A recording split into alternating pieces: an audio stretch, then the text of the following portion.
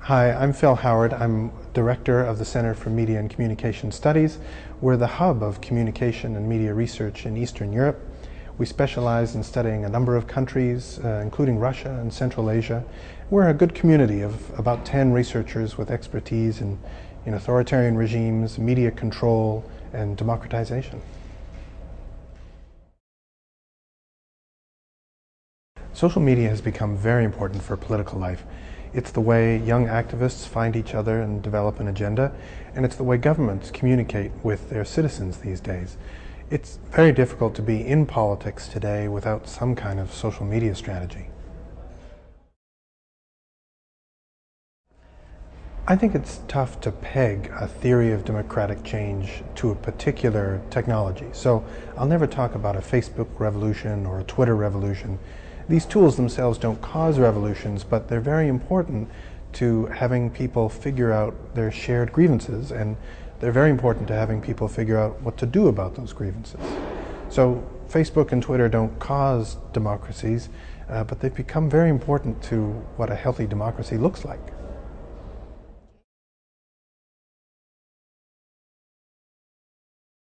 Social media, even today, even after the Arab Spring, has turned out to be very important for organizing protests.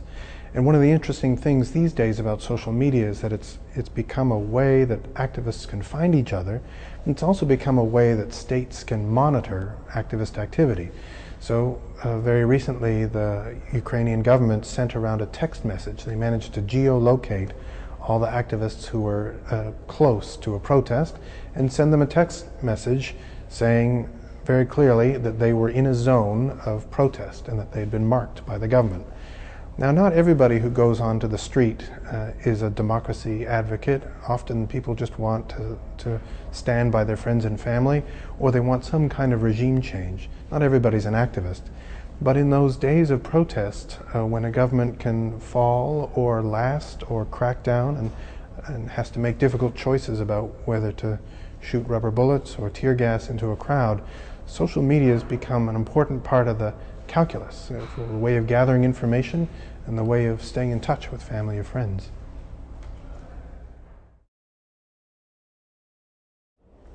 I think we're at an interesting moment where for the last few years it's been mostly democracy advocates who've been using social media in very creative ways. And more recently we've seen governments figure out how to use big data for governance, for running the country.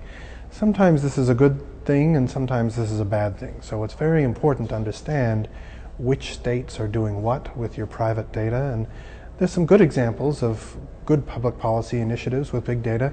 There's also some bad examples of tough regimes that use big data to surveil their publics.